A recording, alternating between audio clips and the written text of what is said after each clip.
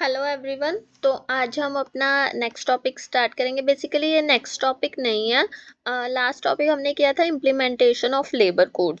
तो ये उसी का सेकंड पार्ट है जिसमें चारों जो लेबर कोड्स हैं उनको एक्सप्लेन किया गया है। ठीक है। और जो मेरे चैनल पर न्यू है मैं उनको बताना चाहती हूँ, हम इस सीरीज में विजन आईएएस की नवंबर मंथ की करंट अफेयर मैगजीन को कवर कर रहे हैं। पॉलिटी एंड गवर्नेंस और इंटरनेशनल रिलेशंस का पार्ट हम ऑलरेडी कवर कर चुके हैं। ये हम इकोनॉमी कवर कर रहे हैं। इकोनॉमी के हम 4th टॉपिक पर हैं। तो आज का टॉपिक, और ये डेली आपको वीडियो शाम को 7 से 8 के बीच में मिल जाती है। तो अब हम अपना नेक्स्ट टॉपिक स्टार्ट करते हैं। The code on wages 2019 consolidates 4 laws relating to wages and remuneration। इसका मतलब पहले वेजेस से रिलेटेड जो 4 अलग अलग लॉज थे उन सबको एक सिंगल कोड में मर्ज कर दिया गया है। ठीक है। एम क्या है? To strengthen workers rights while promoting simplicity and uniformity in wage related compliance for employers. इस कोड का मेन ऑब्जेक्टिव है वर्कर्स के राइट्स को स्ट्रॉन्ग बनाना, एम्प्लॉयर्स के लिए रूल्स को सिंपल और यूनिफॉर्म बनाना ताकि कंप्लायंस में कंफ्यूजन ना हो। Okay.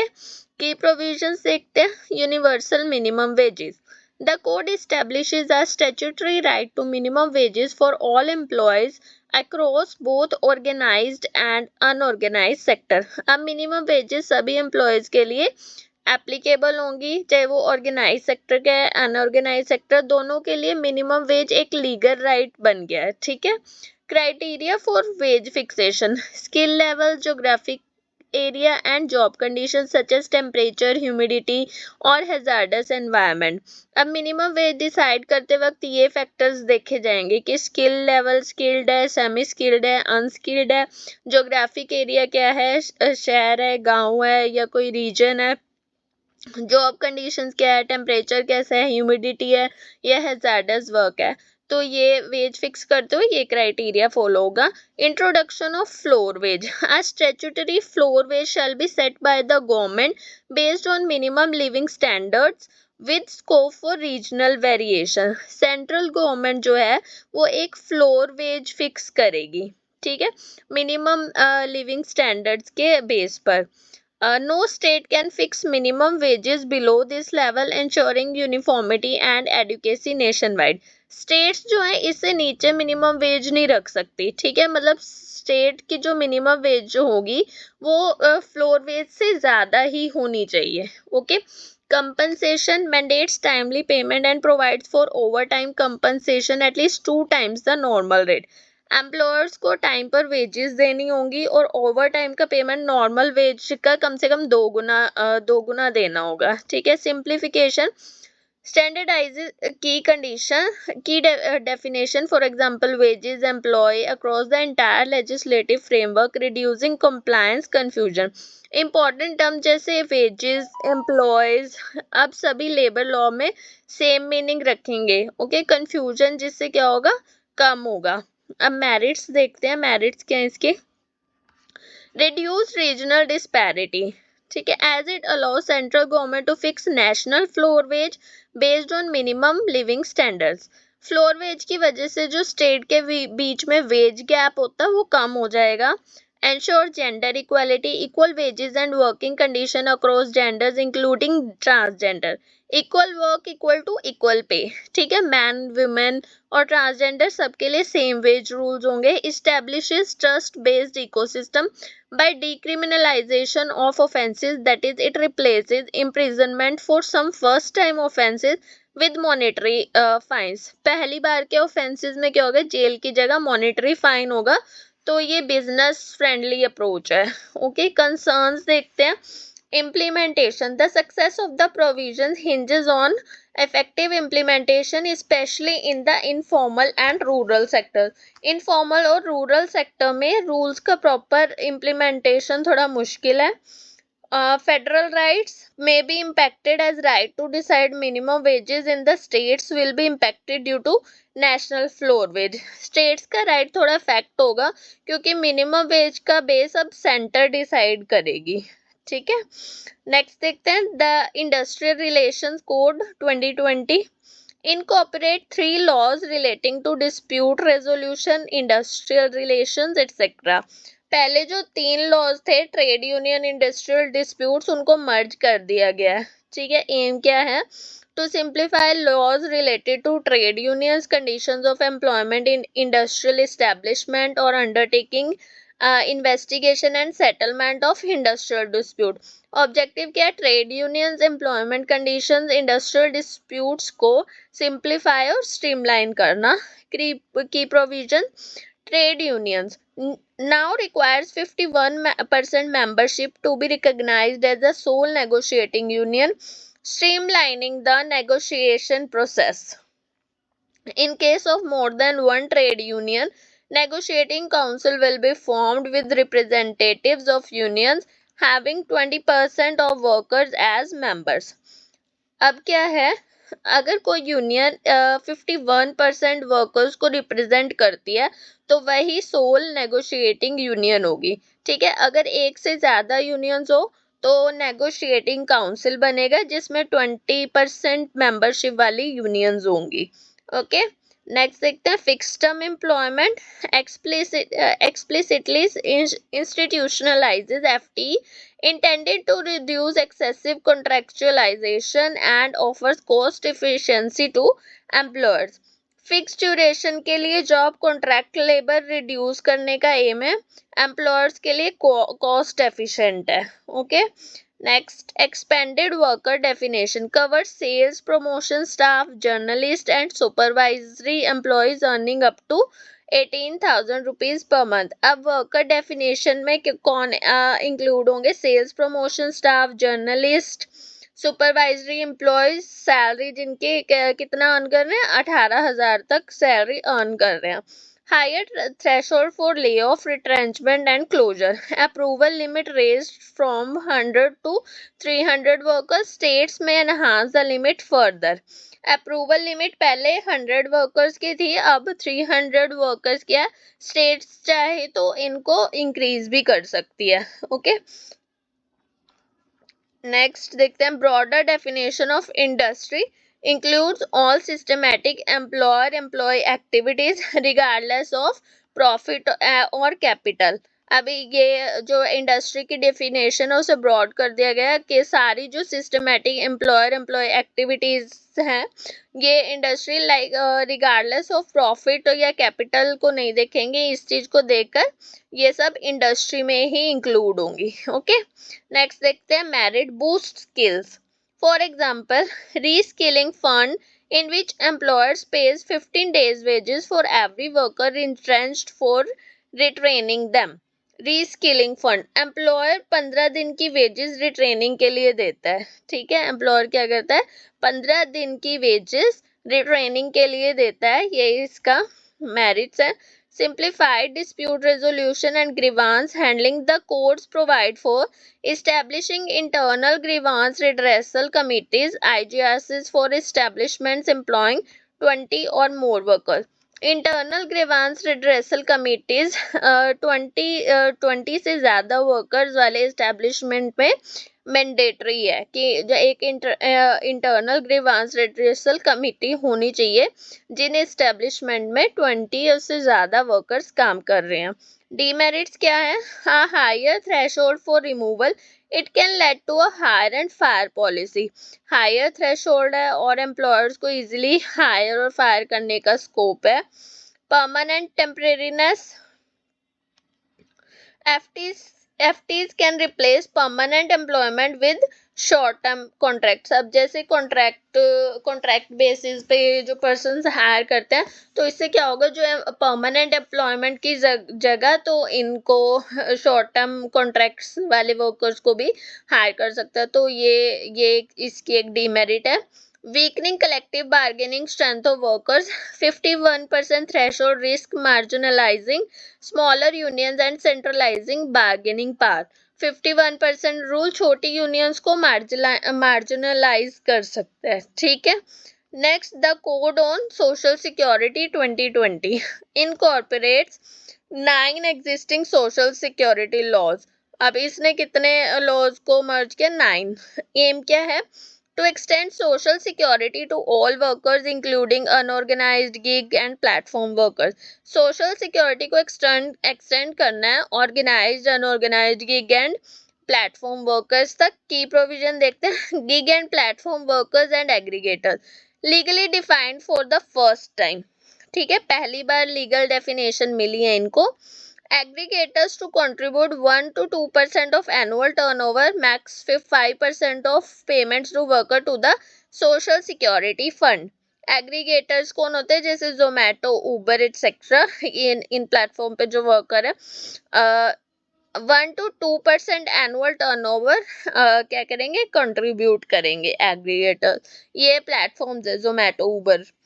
Expanded ESIC employees state insurance coverage. ESIC now applies pan-India, eliminating the criteria of notified areas. Establishment with fewer than 10 employees may voluntarily opt in with mutual consent of employers and employees. Coverage would be mandated for hazardous occupation and extended to plantation workers. ESIC जो है pan India applicable है, hazards occupation में mandatory है और plantation workers भी cover है इसके under. Uniform definition of wages. Wages now include basic pay, dearness allowance and retaining allowance. 50% of the total remuneration or such percentage as may be notified shall be added back to compute wages, ensuring consistency in calculating gratuity, pension and social security benefit. Wages में क्या include है? Basic pay, DA, retaining allowance. Total remuneration का 50% जो है वो wages माना जाएगा. Okay. Gratuity for fix term employees. Fix term employees become eligible for gratuity after 1 year of continuous service. Earlier 5 years. अब 1 साल कॉन्टिन्यूस सर्विस पर ग्रेचुटी एलिजिबल है. ओके. मेरिट्स देखते हैं. National database for unorganised workers provides for creating a national digital platform with registration and skill details of unorganized workers. Unorganized workers का digital record और skills और registration details ये सब manage करना और ये database create होगा. Expanded social security as both organized and unorganized workers are covered. Organized और unorganized दोनों workers इसमें covered होंगे. Demerits क्या? lack of clarity on funding mechanism of social security fund. social security funds के clear sources defined नहीं है. lack of universal social security. the coverage of schemes remains dependent on establishment size threshold for ESICs. establishments with fewer than 10 employees may voluntarily opt in. अब coverage limitations क्या है? ESIC की less than 10 employees वाले establishment वो voluntarily opt कर सकते हैं. ठीक है. Next, the occupational safety health and working conditions code 2020 incorporates 13 central laws focusing on improving workplace safety, health and working condition. तो इसने कितने इनकॉर्पोरेट किए? 13 लॉज को इनकॉर्पोरेट किया. एम क्या है? To balance the twin objective of safeguarding worker rights and safe working conditions and creating a business friendly regulatory environment. इसका aim है बैलेंस बनाना, वर्कर सेफ्टी एंड हेल्थ और business friendly environment create करना.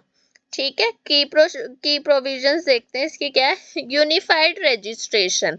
A uniform threshold of 10 employees is set for electronic registration.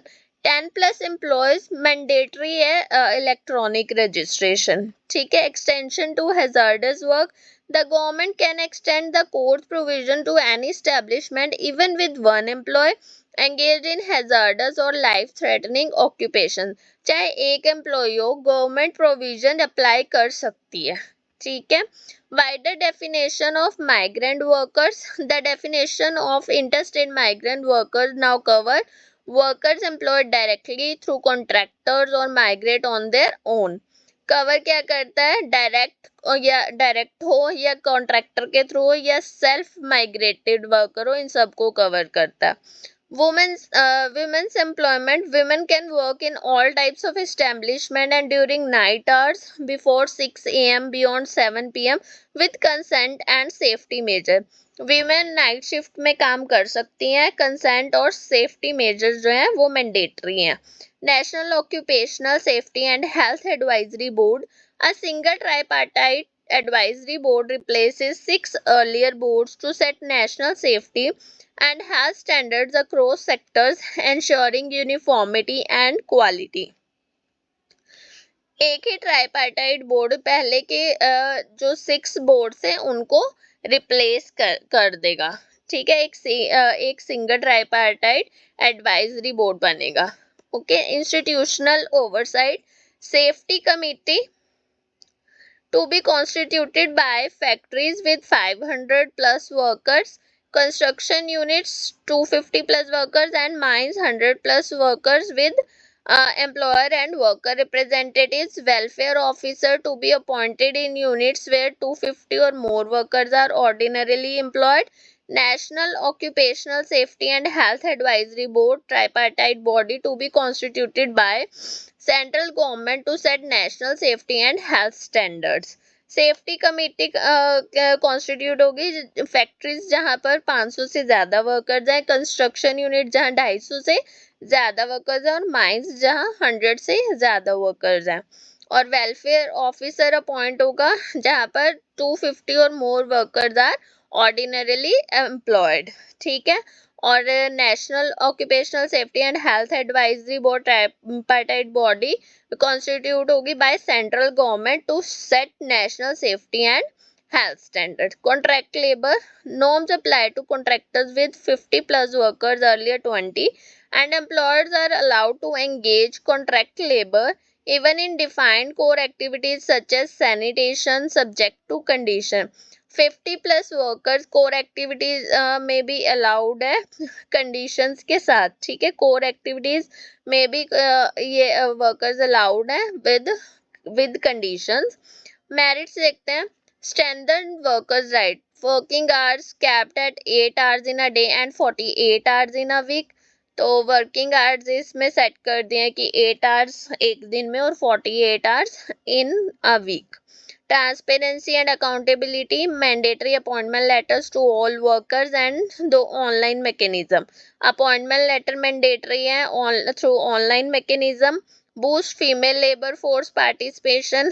Permits women to work in all types of units including night shifts subject to their consent and mandatory safety protocols.